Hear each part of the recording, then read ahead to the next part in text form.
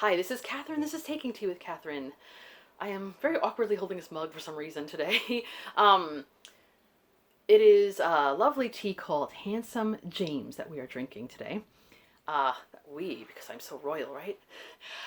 It's from Simpson and Vale. It's considered a children's tea, and it does taste a bit like root beer, which I like. I can't really drink that much soda, so it's nice to have something similar. I don't think that's very early 20th century ish anything to do with it, but if you know of anyone who was named James that existed, or a character that was named James in that time period that was also handsome, uh, please write it down in the comments below because that would be funny. But the picture is supposed to, I think, be Agatha Christie, but whoever it is, um, definitely someone. I can't hold it right here. From the time period of which I am reading books.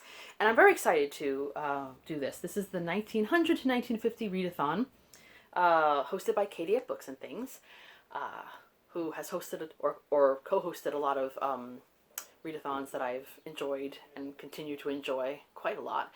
And, I'm already participating in Springathon, so you think, oh, how do you find time? Well, I'm not going to read everything, but I'm going to enjoy as much as possible reading what I can. And that did take a little effort because narrowing down novels from the early 1900s was difficult. I have so many. I am not kidding. I have probably more than anything else of my novels, even though I have quite a few from like the Victorian era, etc. But man, so yeah, it took a lot to get it down to what I'm gonna have today, and we're gonna do our best here. And I could always read them during other times, but definitely going to try to read during the month of May. Now, I think probably if you just read one book from this time period, you're kind of participating. That's usually the thing. But there are a lot of lovely challenges here, and I'm actually going to start with the bottom, with the bonus challenge, because I thought I would just introduce some of the books that way, and then I can work it into the other challenges. So, the bonus challenge is just to read a book from every decade of this period, which I have books right next to me from every decade of this period. So the first one is contained in this massive paperback of the 3 novels of New York, and it is The House of Mirth by Edith Wharton. I've been trying to get to it for a while, so I really like to get to it now. So yeah, I think it was 1905 it was published.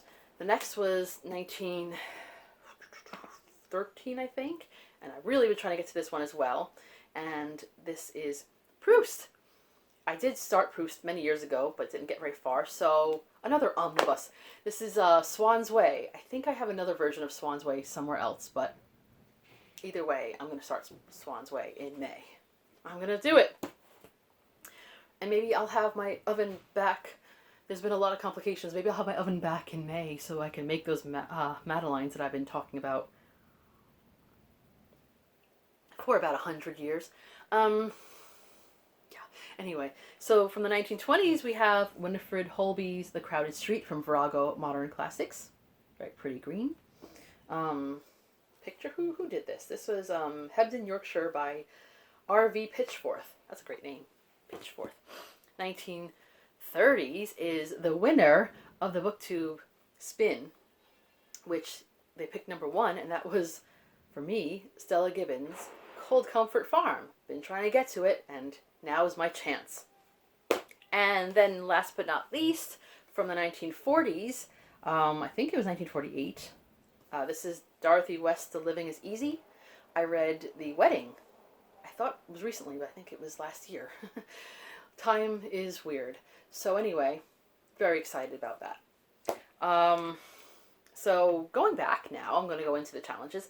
Number 1, read a book published from this time period from the country you're from. And that's easy because, well, you just saw The House of Mirth by Edith Wharton. That's one of the New York novels. I'm from New York and the United States, so easy. And there's others here. The Living is Easy. Is there anything else from the United States here? Probably. Okay, because I'm going to show you more things. And then read a book published 1900 to 1950 from a different country. I already showed you books from the UK. That's another country. for all you geography nerds out there. For me anyway. And that's what my passport says. And also I have a book from France. I also hope to start A Cat, a Man, and Two Women from Junichiro Tanizaki at last. This was published later on in English, but it was written, I think, in the 1930s. So, it's got a cat. So, very cool. And etc. Read a genre classic, such as classic crime, classic sci-fi, classic fantasy, historical fiction, etc. Well, I like an excuse to read more mystery. Classic crime, I guess you call it. So I also am trying to read more Agatha Christie because I had to catch up. I was supposed to read one Agatha Christie every month. That wasn't a major goal of mine, but in my head it was sort of a thing I wanted to do. Not as much as I thought. April's been a not mystery heavy month, although I did read at least one. And so this is a collection, and then there were none, and other classic mysteries. I'm trying to decide between, because there's two in here that were written at the right time period. One was a little bit later, and then there were None and Crooked House. I haven't decided yet. I think I heard Katie said she was going to read Crooked House, so it might be nice to read something that I know someone else is reading, but we'll see, because both of those books are really appealing to me. But that's one. I would like to try to take this opportunity, because I started this book, and I don't know why I didn't keep going with it, but I made progress. I made 86 pages. I would like to read and finish, hopefully, The Cornish Coast Murder by John Bude, which is a British library crime classic. It's a little beat up, and, I'd like to be able to put it back into the shelves. It was published in 1935, so that fits in perfectly. Most of the British library crime classics were. Now, a book that's considered a dystopian, which is kind of a genre, is 1984 by George Orwell. Will I read this? Maybe. It didn't get picked for the BookTube spin, as it didn't Proust, but if I could fit it in, I will. Really don't like eyeballs. But anyway, I know it's kind of like the famous cover or whatever, I think. Anyway, and yeah, that's it. Okay, read something published at this time that isn't a novel, such as nonfiction, plays, poetry, short stories, etc. I can easily read poems. One of my very favorite poets of all time is Edith Vincent Millay. She wrote during this time period, and there's plenty of other poets that I could read from this time period, but I have these two books that I will hope to read from, maybe not in its completion, because it says something published that isn't a novel, so I don't have to read the whole book. But I've been trying to get to The Common Reader by Virginia Woolf, who is definitely from this time period, and this is just mostly a collection of essays about reading and literature, books, etc., which is so up my alley, and I've been meaning to read more essays this year. I have read some, but more classic essays if possible. And I also I started this, I remember the first story, I'm not sure if I got farther than that, but I have the portable Dorothy Parker, which I'd really like to get back to. And do you remember when this was called portable? It is, technically this is not that heavy, but do you remember when books like this were considered the big portable, and now it's like with e-readers? But, yeah.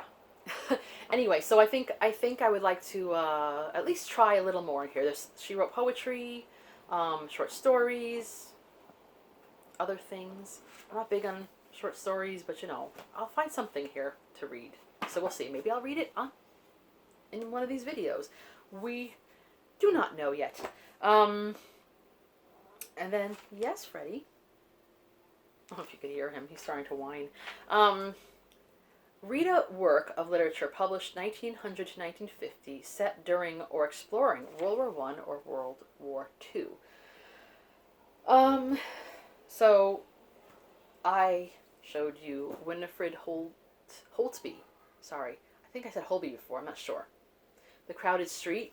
So I'll read what this is about. This is the story. I'm gonna get all Fresh Prince. Of Muriel Hammond, at 20, living within. Freddie.